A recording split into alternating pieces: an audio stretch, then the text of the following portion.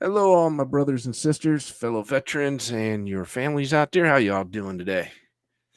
I hope you all survived the 4th of July.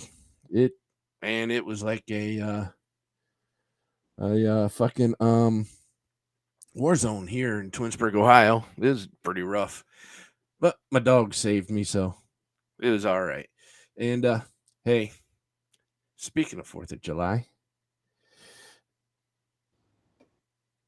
if you're a veteran, and are there times where you don't feel like you fit in? Hard to make friends. People just don't understand you. Well, today's episode's for you. So stay tuned and let's go ahead and get this show on the road, shall we?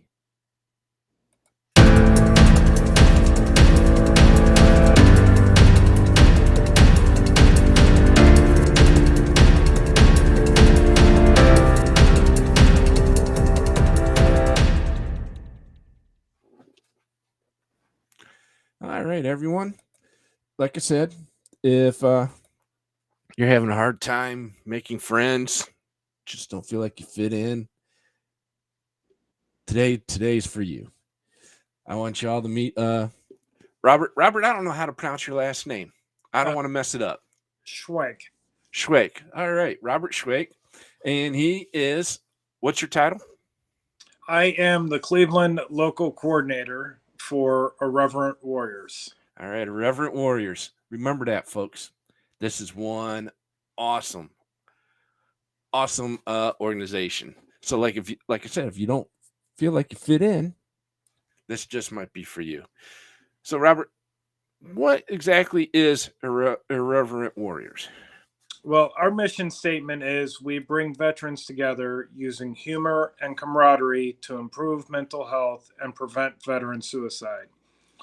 So we do that through, well, of course, where everything else is nowadays. We have a lot of social media. Each city has pretty much their own Facebook page, along with our main public. Mm-hmm. But our main draw is our Silkies hikes, um, or Ranger panties, as some people like to call them. We put on our little short shorts. We have fun with it nowadays. I have a pair of Donkey Kong short shorts. There's people with rubber duck silkies, so on and so forth. We throw those on, um, rucksacks, plate carriers, Mm-hmm. basically some motivational gear. Throw a little weight on for the 22, and we hike around various cities throughout the country. Um, Last year, there were over 70 hikes across the states, and some international ones as well. Um, the hike elements themselves are for veterans only. So within the hike element, it is veterans active guard only, so that the hike element provides that safe space for us to open up about the unspeakables that we normally don't talk to or talk about with our family and friends, uh, Mm-hmm. that are civilian in nature, the things that scare the civilians, that Right. are things that we live with every day of our lives because those images are still stuck up there. Um, Mm-hmm. but the hikes allow us to just to let it out and discuss, and there's some dark humor aspects to it because that's how we cope with it. Mm-hmm. And we get looked a little sideways by a civilian when we make a dark humor joke about some of the things we've seen or dealt with. Right.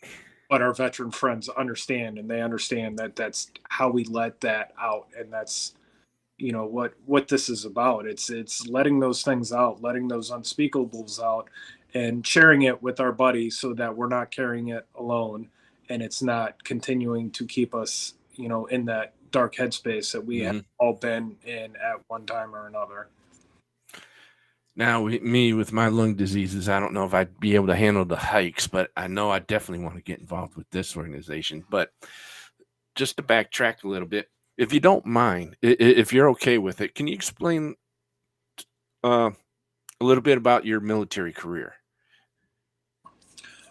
So I joined the Marine Corps in 2002, December. I wasn't a jump on because of September 11th. I enlisted because I was going nowhere in life, and Mm. my girlfriend at the time was pregnant, and I needed to do something to get my life together. So I enlisted, and uh, sorry, did I say December 2000? December of 2001. Um, I went in February of 2002. Um, I was a legal service specialist. Um,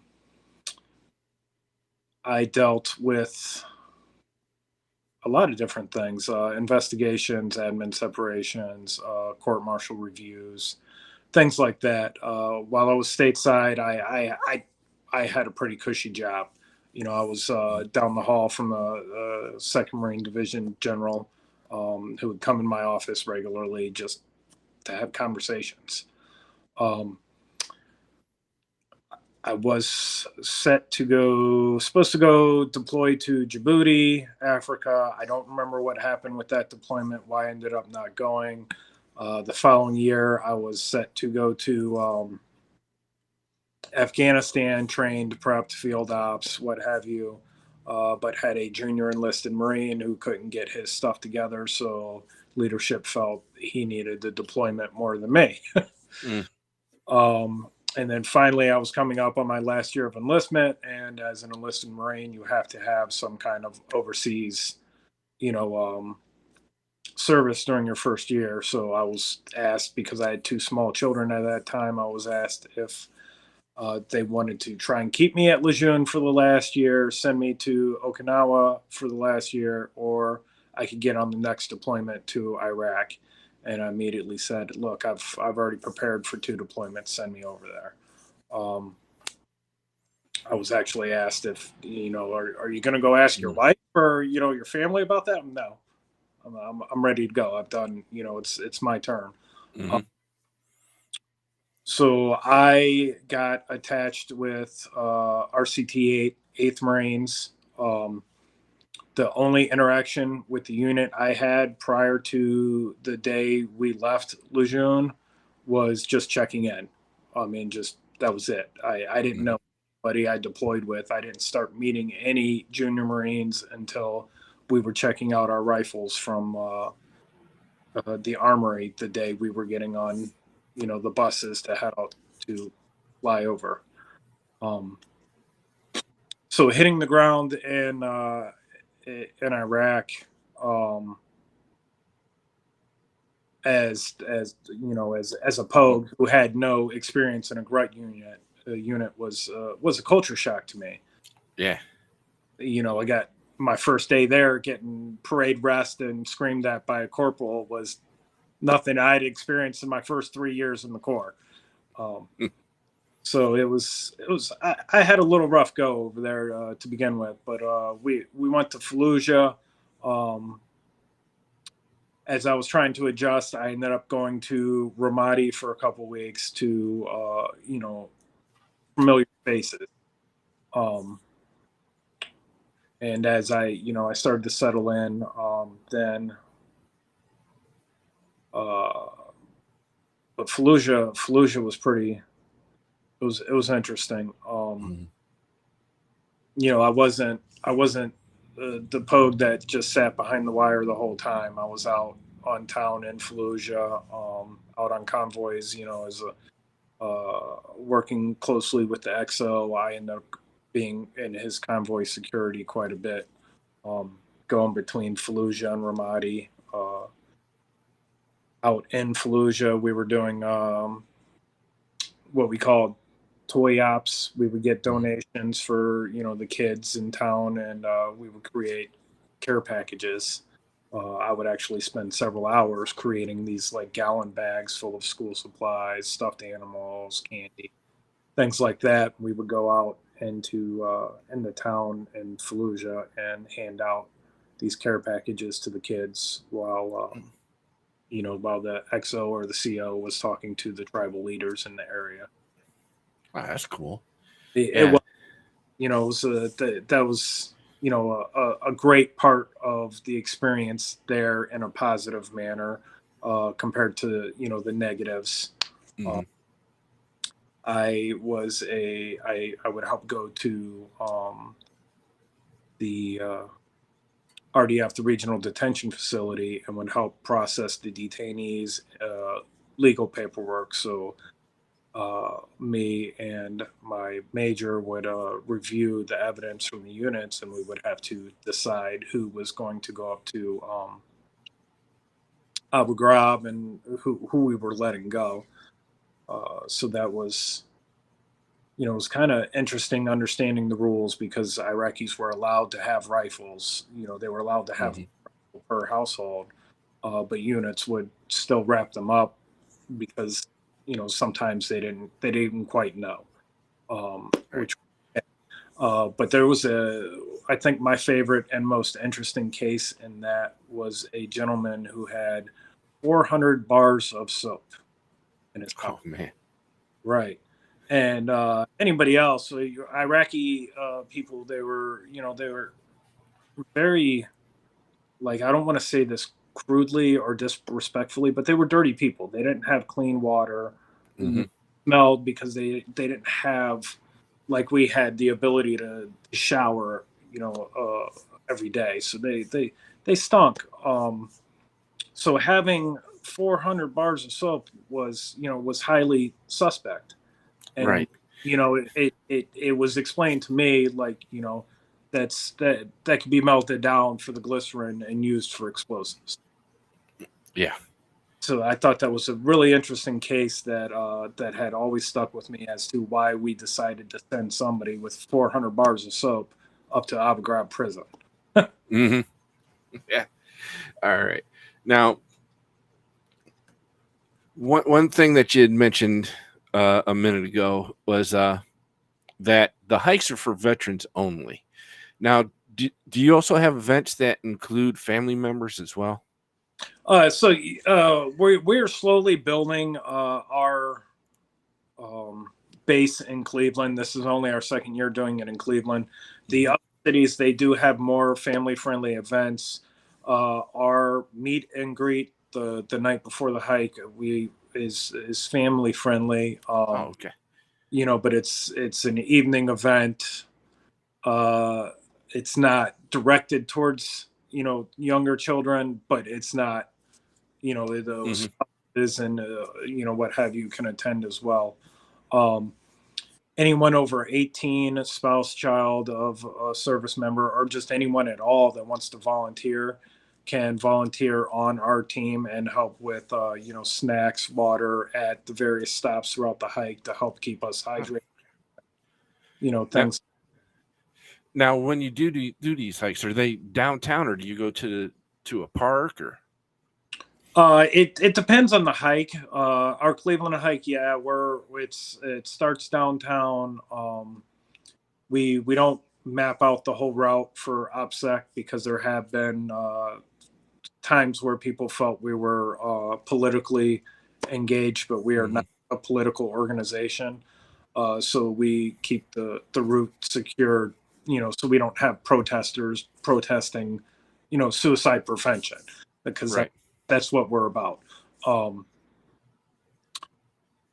but Cleveland, we have a little bit of a mixture of park and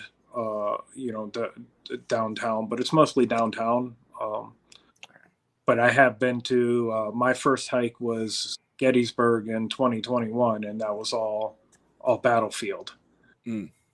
And we did a hike in New Jersey last year that was all battlefield park as well. Ah, oh yeah, my old stomping grounds. I'm originally from Newark, New Jersey, so I'm a transplant, I guess. Um, Now, you also mentioned something that I've never heard before. What the hell is a silky? So Ranger panties, the short shorts. They're the old. They don't really use them as much anymore, from what I understand. But they're the really short training shorts that we used to, get. We Oh, okay. each other for wearing them or make fun of ourselves or feel uncomfortable because they were really short shorts that we had to go train in. Like what they wore in God, what's that movie with Clint Eastwood? Heartbreak Ridge. Yeah. When he's first starting to train his troops. Those type of shorts. Yes. Okay. See, Air Force, we didn't have short shorts. So, matter of fact, we didn't have shorts, period. Whenever we did our PT, we had to bring our own shorts. So, interesting. yes. Yeah, no, the Marines, yeah, they're real uncomfortable, like feeling, if you were uncomfortable, self-conscious, it was real uncomfortable to wear them. But now we just, I throw them on. It's helped me, with my own self-image and my own self-confidence, just, throwing them on and having a good time. I'd show you a pair. Normally I have them on and ready to go, but I've been pretty busy. I'm trying to find a picture so we can bring them up. Thigh Huggers makes a lot of them. They make a lot of the fun ones. Sophie makes them.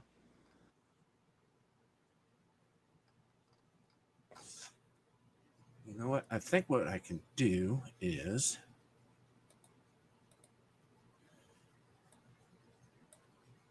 just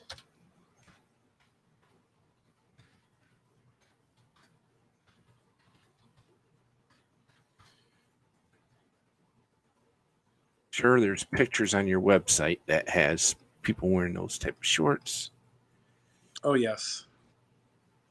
Oh yeah, yeah. So let me.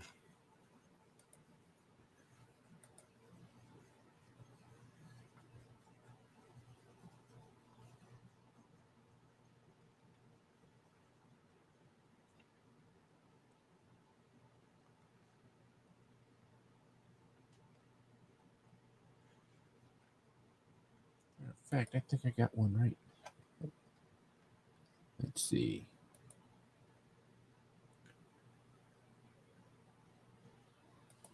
Nope, that one don't. Yeah, like this guy right over here on the right hand side with the beer can. Yes. All right. Yeah, I never heard of Silkies before, so I definitely had to ask what that was. They are the uniform of the hike, but they are not required. I mean, we want people comfortable in whatever they are, comfortable in. Our only restrictions are is body parts have to be, covered up, Mm-hmm. and no political messages, no political and same thing with religious, because we're not a religious organization either. Politics and religion are two things that truly divide people, and our goal is to bring veterans together, not there you go. Yes, I agree. Now, I'm going to bring this one sign up here.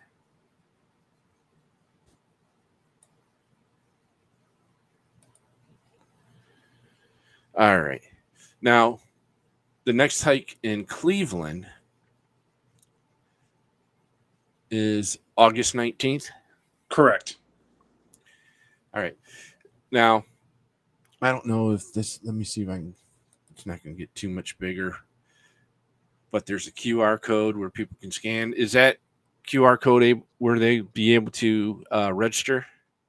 Yes, or you can go to irreverentwarriors.com and click on the events link, and it'll pop up a map of the whole country with little pin drops of all the locations of the various hikes.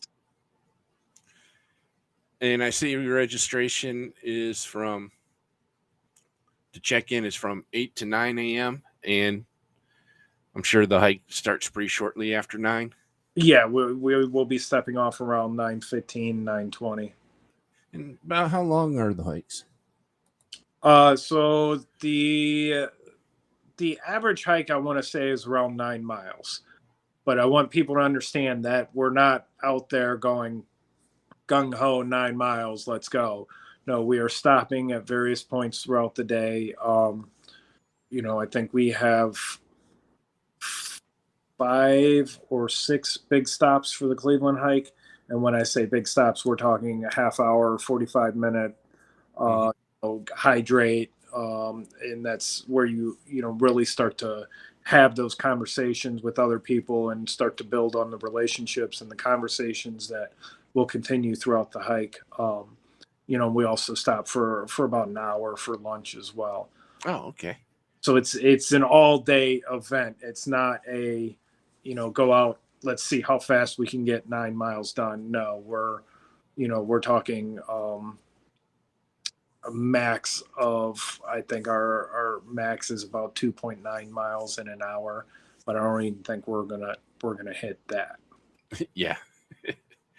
So Especially if there's a ball game or something getting ready to happen that afternoon. So, I believe there is a doubleheader Indians game that day, but the Browns are out of town that weekend this year. Um, that's cool. I don't know about any other events. I know we had it was massively busy the weekend we had it last year. We had a Browns home game, preseason home game, Mhm. had Indians game. There was a concert in down in the west side of the flats, Kid Cudi concert with 15,000 people there. There was another concert on the east side, and it was pretty wild, busy last year. But I don't think it's not going to be quite as packed downtown this year. Yeah, that's good. Now, is there a fee involved with the registration? So there is we'd like to consider it more of a donation, $5 registration fee, but you can also opt to just register without paying the fee. Um, Right. we want participation more than we want funds, but the funds do all go back into the hike. Uh, our I all of it, everything that is donated to Irreverent Warriors Cleveland goes back into Irreverent Warriors Cleveland. Oh, there you go. All right. That you just took my next question right away from me, which is real cool. Um, Yeah, yeah. My whole team, everything is all volunteer. The organization itself, if you go look at the books, I want to say 90% of all funds donated to all of Irreverent Warriors goes back into the mission. and this is you also hold these throughout the country as well, correct? Out to yes, there's also, I want to say, six international ones as well now. Uh, Oh there's wow. there's Normandy, Frankfurt, Germany, um, Puerto Rico, Guam. The last this year is going to be in St. Thomas. So Oh, we're St. Thomas. I hear that's a really nice area. yeah. Let's see. And if somebody wants to not necessarily participate in hikes, but become more involved with Irreverent Warriors, how would they go about doing that?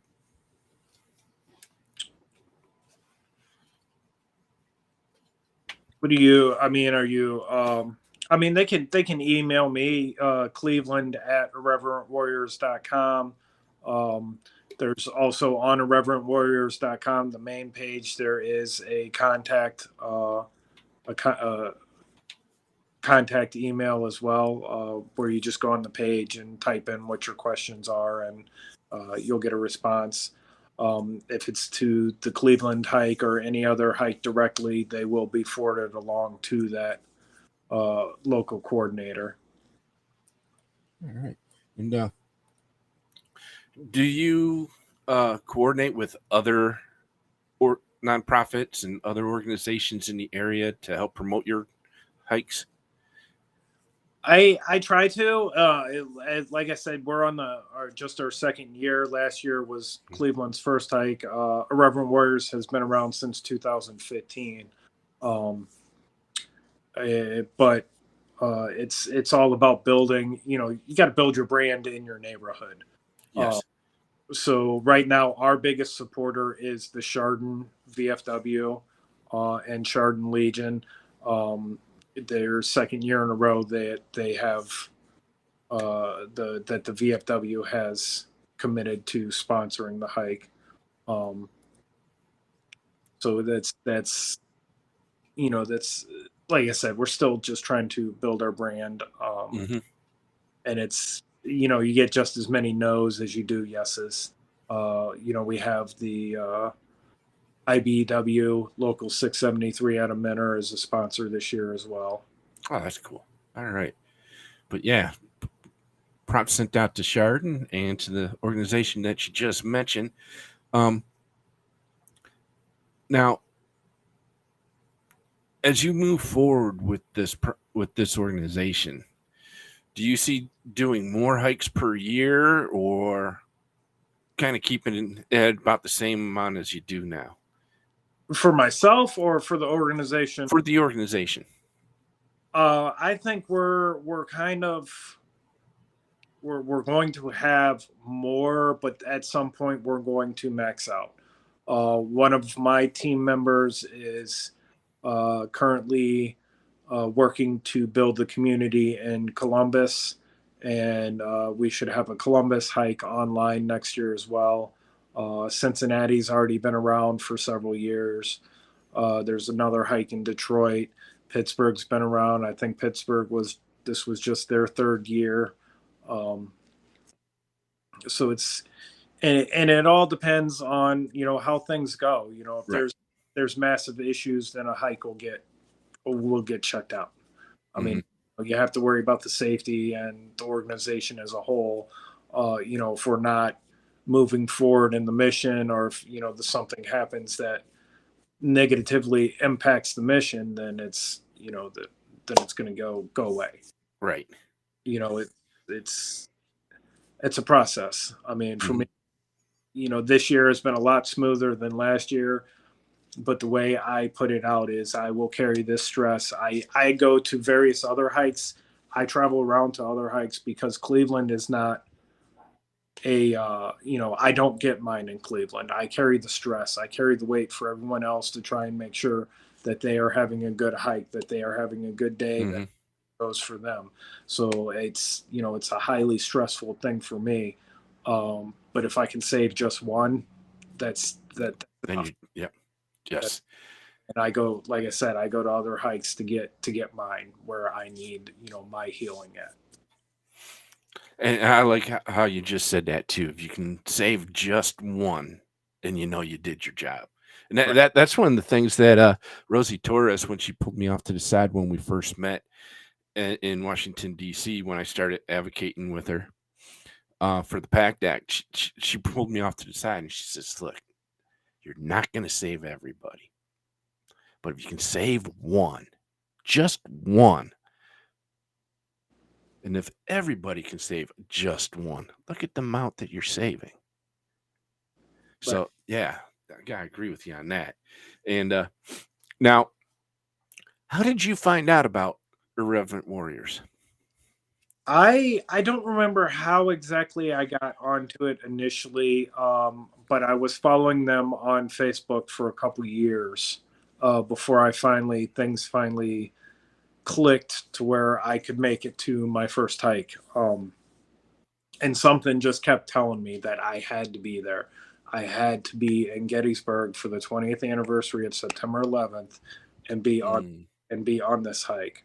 Um, I mean, and I drove by myself to a campsite where I knew no one, fighting my anxiety, fighting tears the whole way going there because I was so anxious and so nervous to put myself out there.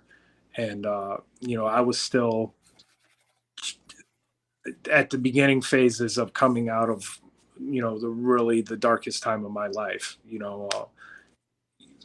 A few months before that, I was just living in suicidal thoughts. Had yeah. one after another, no support base whatsoever. And, I came and instantly got to this campsite in Gettysburg, and there are people there that, they're my family now because they were instant. Like, it was just instant, like everything clicked. It was the place I needed to be. Um, And instantly after that first hike in Gettysburg, I'm like, how do I bring this to Cleveland? How? Hmm. How do I bring this home? And they're like, you need to get a few, get a few more hikes under your belt, and figure, start to understand everything, and take care of yourself first. And Yes. then that's what I did. And then May of last year, I was asked to take the reins for Cleveland and put on Cleveland's hike last year. And it's amazing. We're coming up on 2 years since my first hike, and my the first hike I put on in Cleveland was almost exactly a year and 1 week after my first hike. Um, Mm. but anybody who knew me that first day in Gettysburg has seen a complete transformation of the person I was. This completely inside person who just sat back and observed and didn't talk much, and to now I will throw myself out there to anybody just to spread the word, and continue to just try to save one, and then if I save, Yes. move on to try to save one more. Yep. It's There you go. found, Now, found a passion and a love. mhm. Now, I think we need to tell the audience here that you and I actually met back in December, Correct. and I've seen a change in you since then myself, and I'm pretty sure you've seen a change with me as well. I probably lost a lot of, a few tons here, but let everybody know. You and I met at the salute to service that the Cleveland Cavaliers had Right. back in December, and they threw a really nice get together before the game, and that's where you and I met.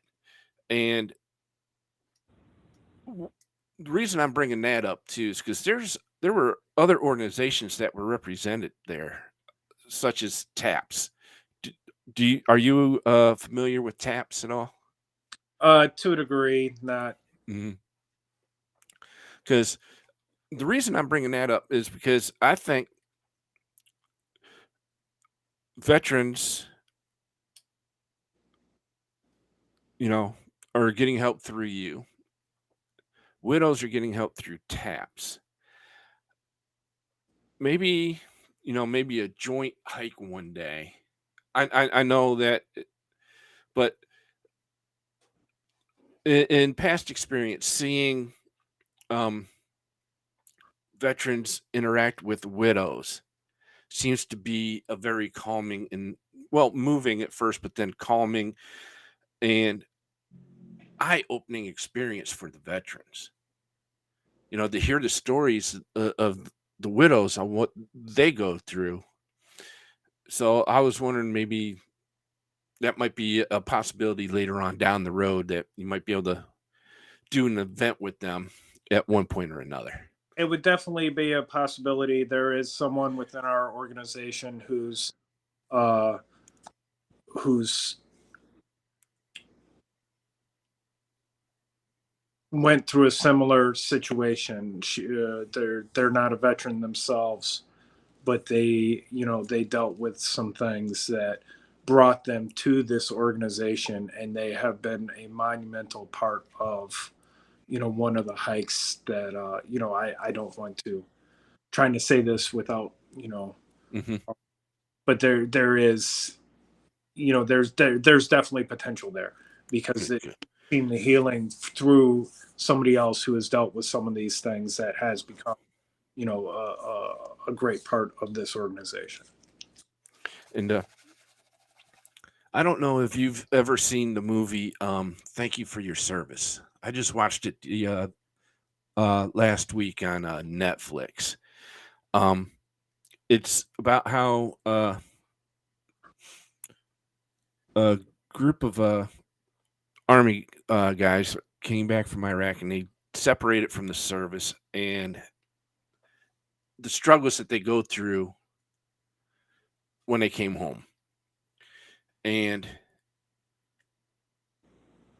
one of them actually found an organization such as yours in the movie that helped them, but it went through with the bouts of suicide, the drug and the alcohol addiction, the domestic violence. And what saved the one guy was the widow from one of his friends that was killed in Iraq. He he all of a sudden realized that he needed help, but he didn't know what to do to get that help. So he camped out in her front yard, and she came out, noticed him that he was camped out in front of her front yard, and she goes out there and she's talking to him, and all of a sudden she gives him a business card and walks away. Then, and this is pretty much towards the end of the movie where the business card, I guess, was an organization such as yours. It wasn't called Irreverent Warriors in the movie; it was called something else. But that's the reason why I brought up maybe possibly working with Taps later on down the road, because it was the widow that actually saved his life. Because his friend, his best buddy, ended up committing suicide like 2 weeks after they came back because his girlfriend left and everything. And then another guy, he had done 6 tours in Iraq, and he had retired, so he was retiring, and he just didn't know what to do anymore because you know his whole military career was going to Iraq or Afghanistan. And so when he came home, he didn't know what to do, and there was nobody there to help them transition. So that is why I'm so glad your is around, because I think just one veteran that's possibly viewing this or be viewing this later on in the next couple of days, who just got out and is confused and don't know what to do. I think they might be able to get some answers if they hook up with your organization. Oh yeah, and they don't even have to be out yet. We have a lot of active as well. I've been trying to work it out so I can get to a hike with my son, who's an active currently Mm, himself. But yeah, we have a lot of active that get involved. And it's a beautiful thing too, because they respect the organization in that we are all there for healing. So once they're there, even if they are active, a lot of them won't even, unless you bring it up, they won't mention it. rank, mm-hmm. rank goes out the window, because that's not what it's about. It's about bringing everyone together. It's about that camaraderie. It's about that love and brotherhood and sisterhood that we found without all that, the bullshit that we had to deal with. And Right. Oh yeah. Now I was in a different war, but so bullshit was a little bit different, but the anxiety and everything when you get out, it's I think it's the same. So, um, now that you're based in Cleveland, has the city responded to your organization? Have they given you any flack about permits or anything like that when you're setting up your hikes, or are they very receptive? the last year, the permit was a little bit of a problem, but from what I understand, that wasn't necessarily like there was internal issues going on why it took us a while to get the permit. Uh, Mm, it wasn't because of our organization. This year, it was smooth. I reached out. I spoke to somebody in the permit office. Her son is a veteran, and she was right on top of it. Got our permit approved right away. Um, I am in contact with the captain of the police department who coordinates for events and stuff. I mhm. email back and forth, let him know what's going on, all of our information. He's, receptive, fine, good with everything. And pretty much all of the places we are stopping at, besides one new one this year, were all places we stopped at last year. All of them happy to receive us again. All of them happy with how we handled ourselves while we were in their establishment. Everybody was very respectful, responsible, cleaned up after themselves. The way veterans do when we're, in the right place with the right people. Because Yes. sometimes, if we're out with the wrong people, we can act out and get ourselves in trouble. The right pace with the right people, it's all full of respect and love. Um, We sung, that we'll sing our fight songs, the Marine Corps hymn, the Army. I don't know what it's called, Yeah. Army song, things like that in the restaurants, and everybody, they love it. Good, good. The reception has been really, really good. Ah, that's good to hear. And and I know the city is working on trying to improve relations with veterans as we speak. And our good friend Matt Eck is helping lead the way with that. Yes. So props out to Matt there. And it, for some of you here in Northeast Ohio, um, Matt works for the Cleveland Cavaliers. So that's one of the reasons. That's how Robert and I were able to meet each other. Is actually through Matt. He's the one who coordinated all that. So thanks, Matt. And matter of fact, wish you were able to go to his barbecue on the 4th, man. 30-hour cooked brisket. They Well, slow cooked it for 30 hours. That was unbelievable. Um, Now the design of your logo. Let me go ahead and bring this one up here because I really like this one. Um, has anybody given you any flack or given the organization any flack because of the logo, or because I think it's actually cool as hell as myself. I haven't heard anything about the logo. I've heard people talk about, the use of the word irreverent. They don't like, Hmm. because if you look up the definition, it's making light of a serious situation.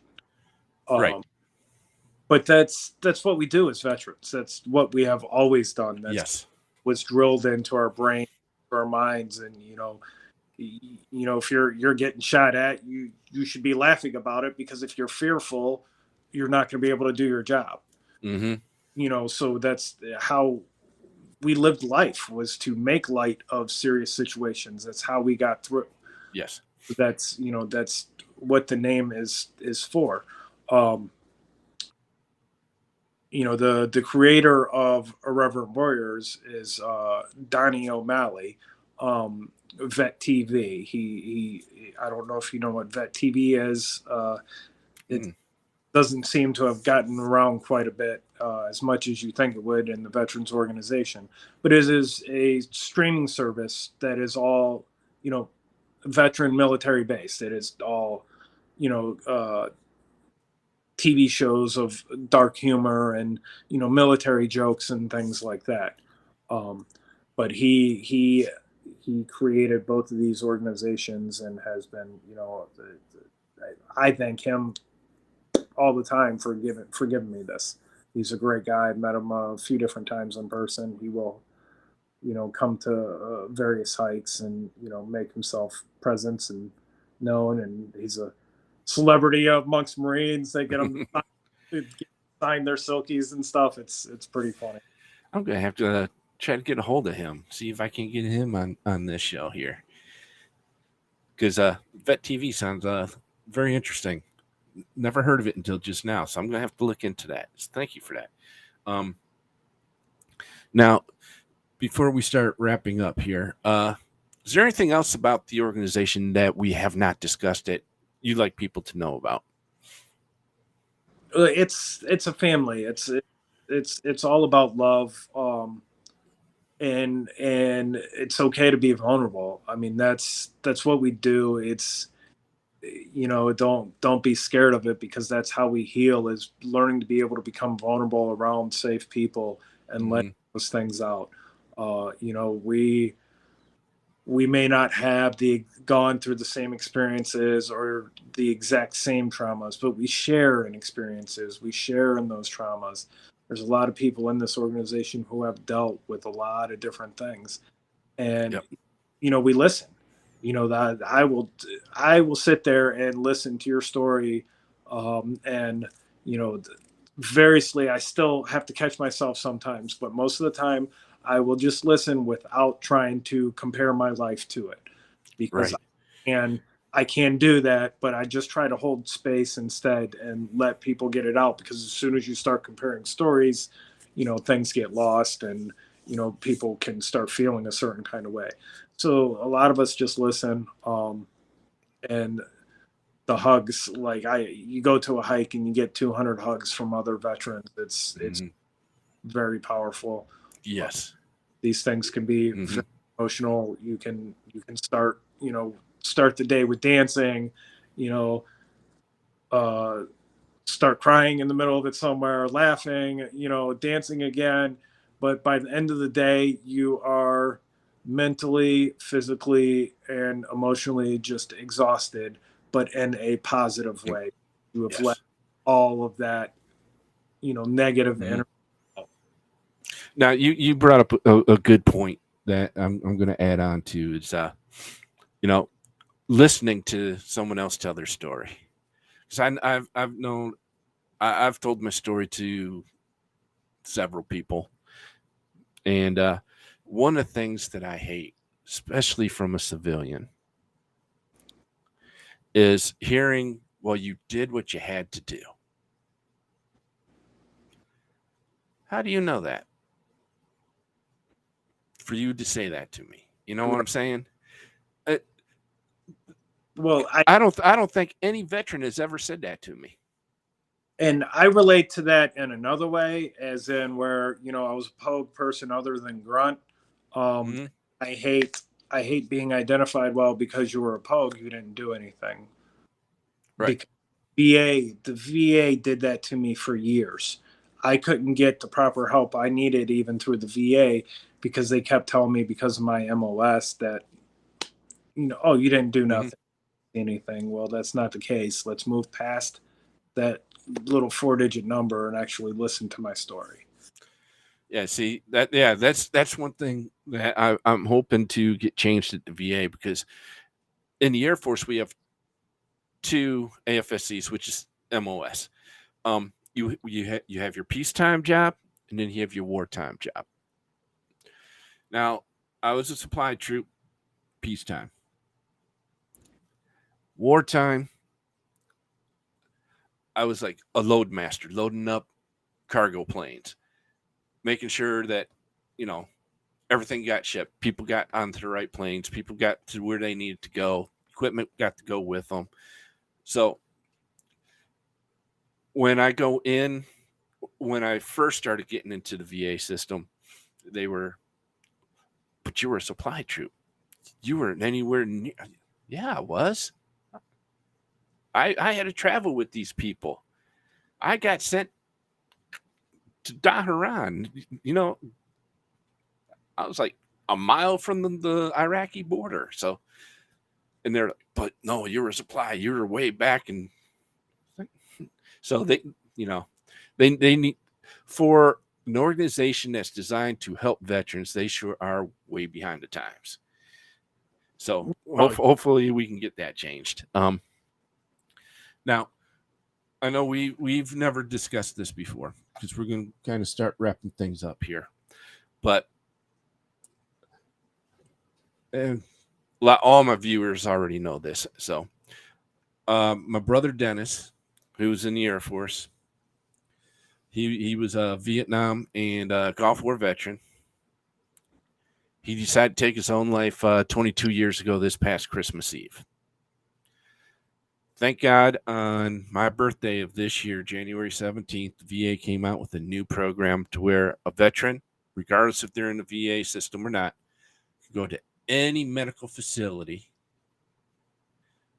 And you tell the facility, say, hey, look, I feel like I'm going to kill myself or I'm going to hurt somebody else. The VA will pay for your treatment. And I always start ending the show with also showing um, 988 is the new number, no longer the 1-800. They've improved the system a lot. You will get a human being when you call. You will no longer get a machine. You will no longer get autopilot or whatever you want to call it. You will not get a tape message. You will get a human being. So 988. If things are getting bad for you, that's the number to call. You don't need to um, even be thinking about suicide to call the crisis line.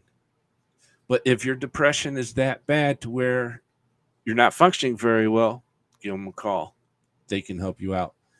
Also, I'm not sure if you've heard of this, Robert. Uh, the VA now has what they call vet centers popping up all over the country. They got one just down the street from my house here in Twinsburg. And any military member, active duty, um, veteran, can walk in at any time during their hours, and they have long hours too. Um, you don't need an appointment. You can just go in and say, "Hey, I just need to talk to somebody," and there's gonna be a counselor that's gonna be able to talk to you right there and then. Family members can go to a vet center too, as long as their initial contact with the vet center is due to a military issue. Like, hey, my spouse's PTSD is getting the best of me. I need to talk to somebody on what to do for them.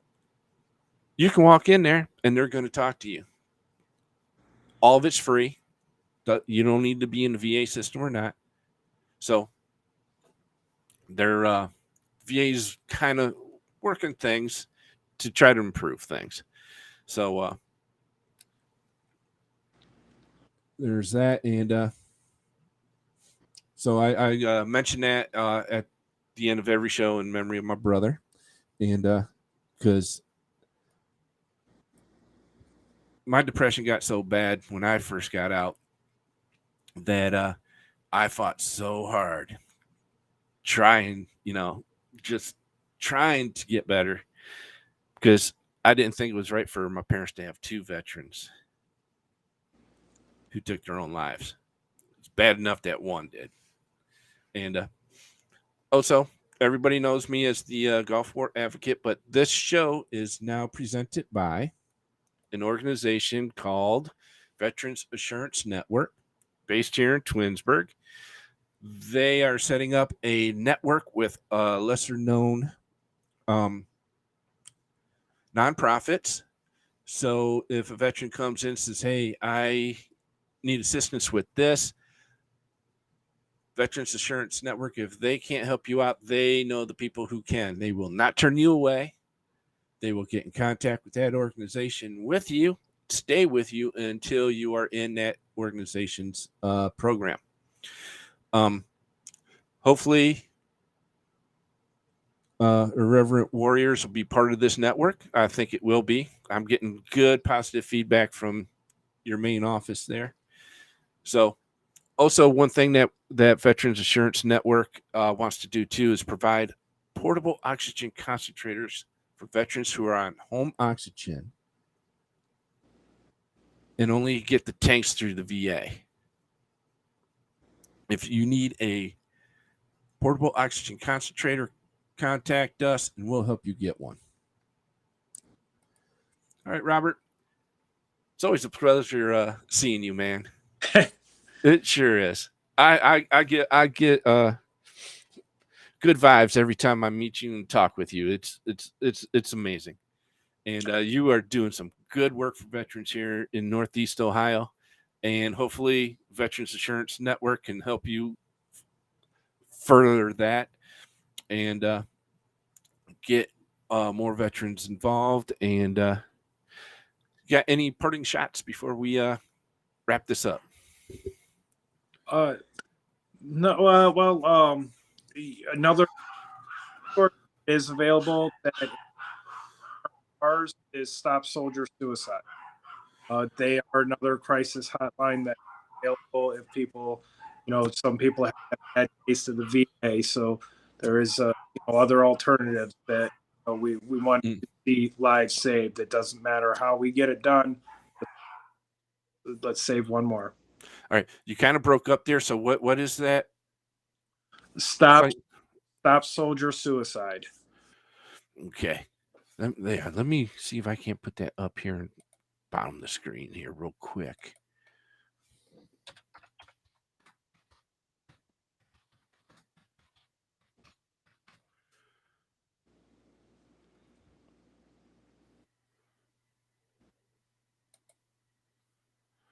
Yeah, there you go. All right, folks. There you have it. If you're uncomfortable with the VA, and I know a lot of you are, we're trying to make changes to make it better for us. But until that happens, stop soldier suicide. Give them a call. Look them up on the web, on Google them. Yeah, that's what I was looking for. Google. There we go. If you're definitely don't want nothing to do with the VA, right there you go.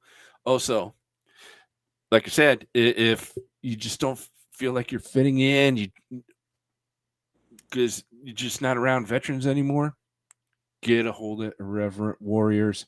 These people are amazing folks, and they will definitely hook you up with some good people, some good camaraderie, and help you get feeling better about yourself. Absolutely. All right, Robert. I love you, man. Love you too, brother. Thank All you. right, brother. We'll catch you later.